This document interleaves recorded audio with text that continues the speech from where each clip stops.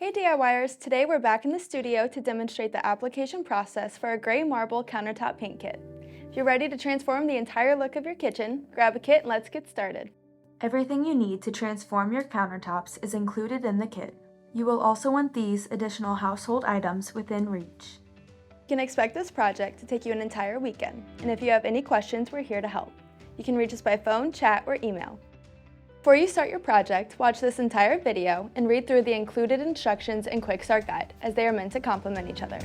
It is also important to measure your countertops beforehand to make sure you have enough product for your space. Refer to the included quick start guide for more information. This step is critical for making sure the epoxy top coat cures correctly. To begin your prep, no sanding is required for a typical laminate or Formica countertop. Just thoroughly clean your countertops with an SOS or Brillo pad to remove any dirt and grease from the surface. Then remove the cleaner with water because any remaining residue can keep the paint from adhering. Use wax paper and a high-quality painter's tape like frog tape to protect surfaces around your workspace from accidental contact with the kit materials. Cut the wax paper to the desired length and use the painter's tape to loosely attach it to your backsplash or walls. Leave about a ½ inch exposed between the bottom of your wax paper and countertop. This will allow you to firmly attach the wax paper to the surface.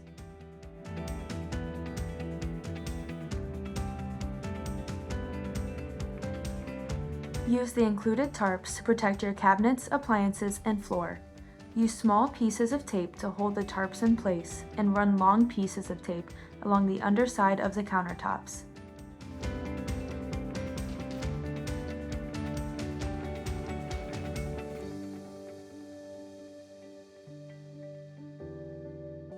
Then, trim pieces from the provided tarp to use as covers for the sink, faucet, and any appliances above your countertop.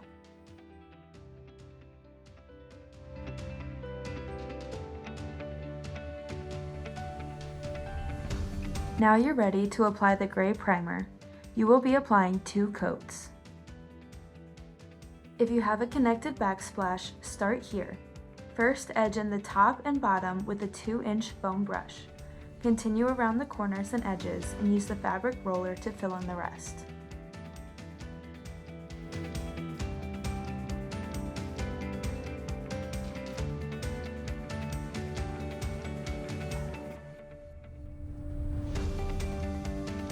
For the best coverage, edge in 2 to 3 foot sections at a time, then immediately roll that section so your brush strokes blend in.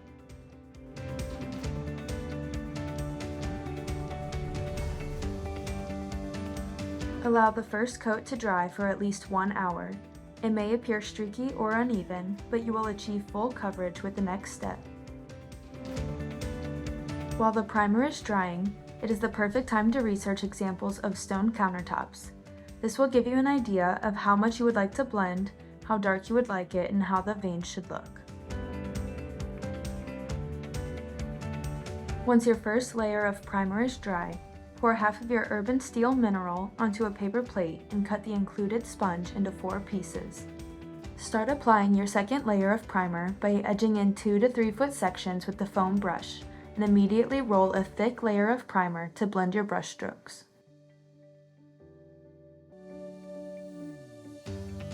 While the primer is still wet, dab a piece of sponge into the mineral paint and randomly sponge it onto the freshly primed area.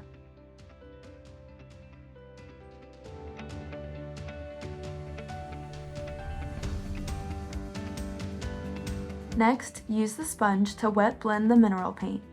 This technique creates the blended look of concrete or stone. One benefit of this kit is how customizable it is. You can adjust the color of the base by controlling the amount of urban steel blended into the primer.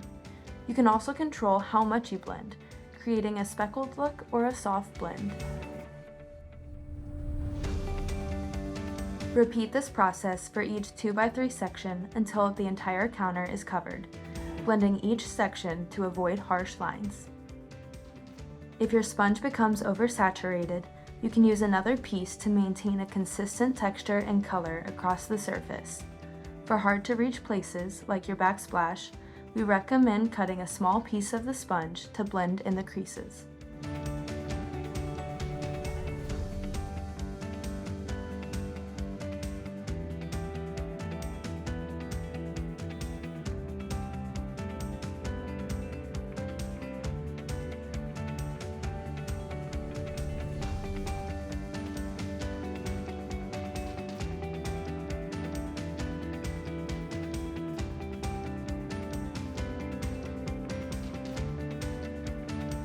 While your paint is drying, you can practice using the vein spray. Before using your vein spray, use tweezers to twist the black nozzle to a vertical position. Then, remove the red nozzle, turn the can upside down, and allow the black washer to come off. Gently replace the nozzle and shake the can for 30 seconds. Use your kit's included black practice board to try out the veining process.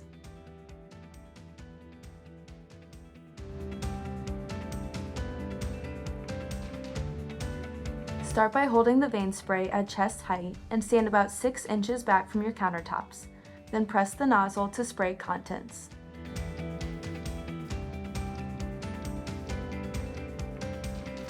We recommend spraying in long continuous lines, keeping your arm in the same position and slowly walking the length of your section, allowing the veins to fall onto the surface.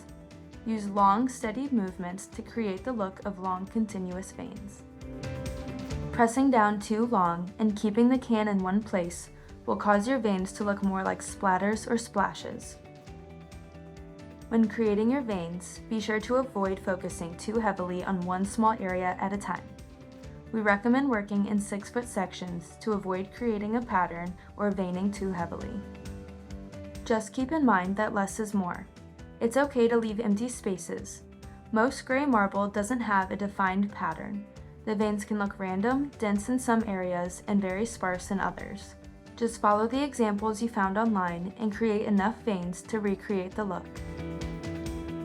While allowing your veins to dry, trim any strays hanging from the bottom of your countertop and cut any veins between your countertop and backsplash.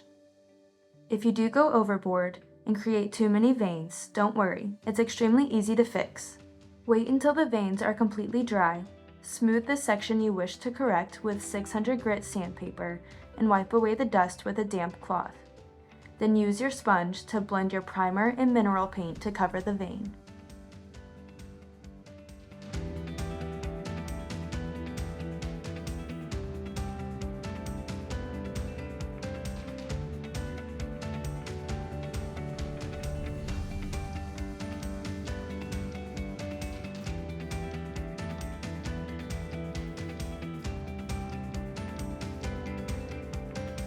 When your veins are completely dry, use a 600 grit sandpaper and lightly sand the entire surface of your countertop. You don't need to apply a lot of pressure or sand for a long time. You just want to sand down the peaks of the veins so they don't stick out through the epoxy. Once the veins feel smooth, wipe up the sanding dust with a damp cloth and allow the countertops to dry. Now you're ready to apply the top coat. Giani marble comes with 3 sets of epoxy, and each set is made up of 2 parts, a liquid activator and a liquid resin. Each set covers a 6-foot long section of standard countertops, or 12 square feet. To mix your first set, pour an entire can of activator into a can of resin, making sure to empty all of the contents.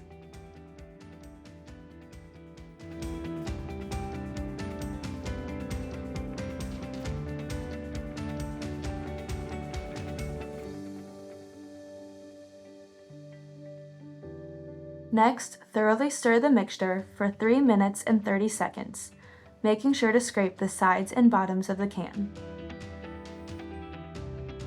You will want to mix quickly without splashing any of the contents out of the container. When you have finished stirring, immediately pour the entire mixture onto the first section of your countertop. It helps to pour the mixture in 3 lines to ensure even coverage. Start by pouring one stream at the base of your backsplash, one in the middle, and one stream close to the edge. If you have an object within your 6-foot section, such as a sink, Use the proportionate amount for one side of the sink and continue on the opposite side until the entire mixture has been used.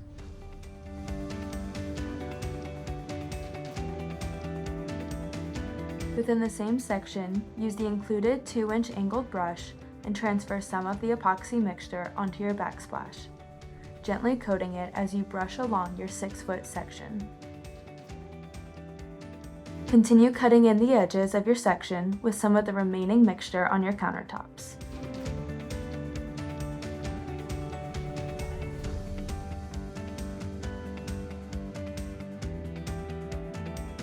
Next, use the foam roller to evenly distribute the epoxy over the surface. Since the epoxy is self-leveling, try not to overwork your application. It helps to hold the handle gently to avoid applying too much pressure. Gently push the epoxy over the countertops rather than rolling it on to avoid spreading it too thin. Applying the mixture too thin will result in imperfections in your countertops. To make sure they are fully coated, allow epoxy to run off the edges onto the tarps. Then lightly roll them to avoid drip marks. You want a good layer of epoxy on your edges since they experience the most wear.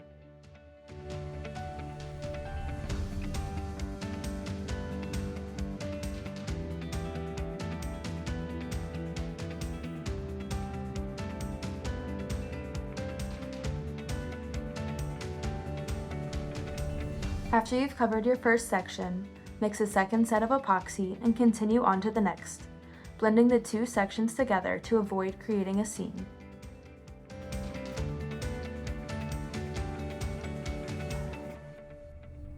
Continue the same process until your entire countertop is coated.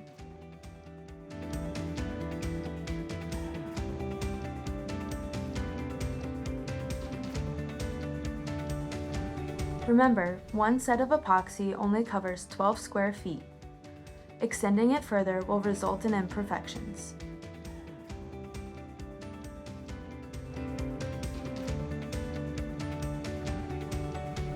Once you've rolled on your top coat, do not add more unless you find bare spots. Doing so can create unwanted blemishes in the finish. If your remaining section of countertop is less than 6 feet, use the appropriate amount of epoxy to cover the area. For example, if the final section is 3 feet, mix the last full set of epoxy and only use half.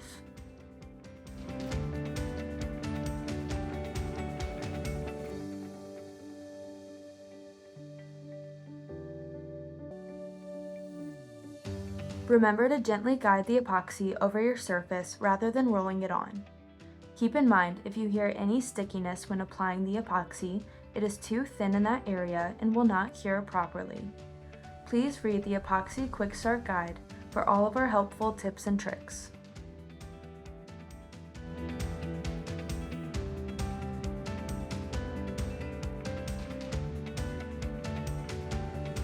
Once you've finished applying your epoxy, grab a bright light and closely inspect your countertops for bare spots, bubbles, or lint.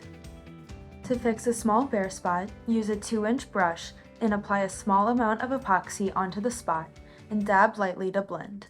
For air bubbles or lint, use tweezers to gently pop the bubbles or pull out the piece of lint.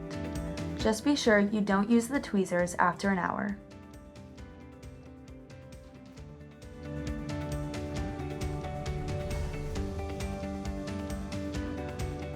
In order to prevent icicles from curing under your counter, use a stir stick to remove drips up to an hour after applying the epoxy. Carefully remove the tape between 1 and 2 hours after applying the epoxy. If you peel it off too early, the finish will run, and if you peel it off too late, the tape will become cemented to your countertops.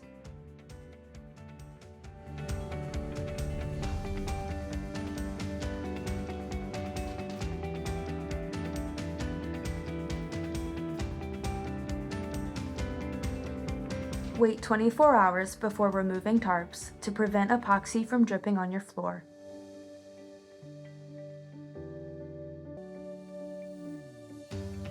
After 2 days, you can lightly use your countertops. Avoid setting heavy objects on your counters until they are fully cured. When caring for your new countertops, we recommend using our specially formulated Giani countertop cleaner. You can also read the written instructions to see other cleaners that may be used, as harsh chemicals could dull or damage the finish.